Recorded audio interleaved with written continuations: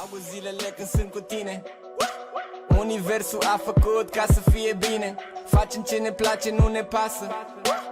Am trecut prin multe, dar acum nu mai contează. Noi trăim prezentul, acum e momentul. Ai un zâmbet mare, cred că are 1 kilometru. Și asta e super bine, cum ești tu nu mai e nimeni. August zilele de vară când rulez așa cu tine.